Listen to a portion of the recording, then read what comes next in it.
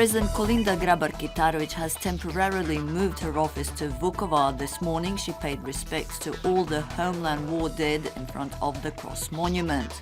This was followed by the raising of the flag in front of the local county office and the opening of the president's temporary office. The Prime Minister-designate Tihomir Orešković is currently in Kitzbühel, Austria, where he is attending a meeting of representatives of investors and banks to whom he will present the plan of cutting Croatia's debt, which currently stands at 90% GDP.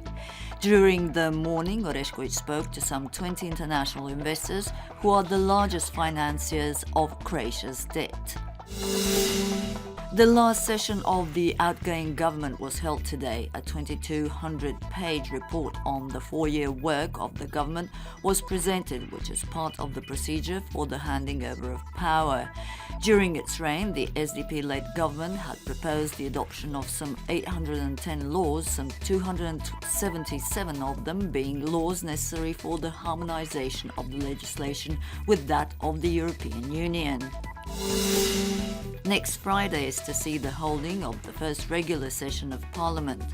This has been confirmed by Parliament Speaker Željko Reiner, who said that the session would begin with the process of forming parliamentary committees, and this would be followed by Prime Minister-designate Tihomir Orešković presenting members of the new government and its program.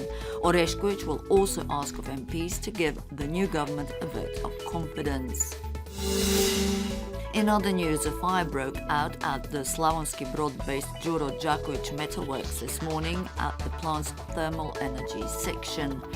The fire was quickly brought under control. No one was injured and the incident is currently under investigation, but the material damage caused is expected to be considerable.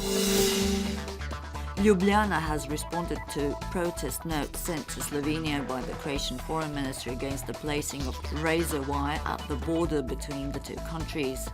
They said that the aim is to control the Schengen, describing the wire as a temporary technical barrier preventing the flow of migrants across the green border, which does not prejudge any border issues.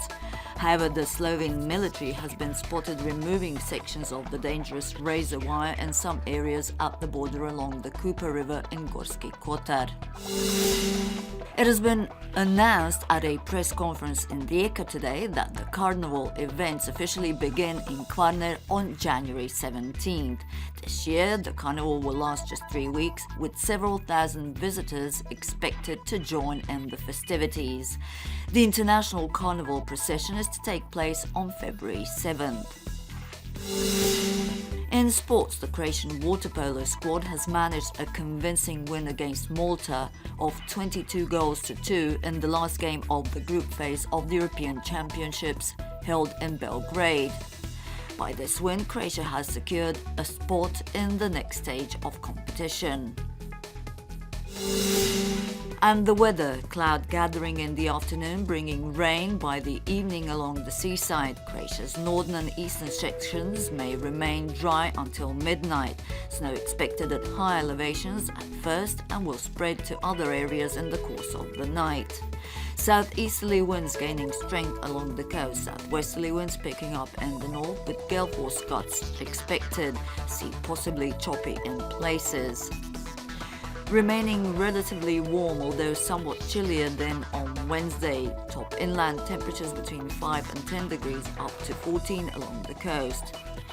It will become dry on Friday afternoon and it will clear up, becoming colder and more blustery over the weekend with the possibility of light snow in places. Gale force winds along the coast on Sunday may bring some snow to the islands as well.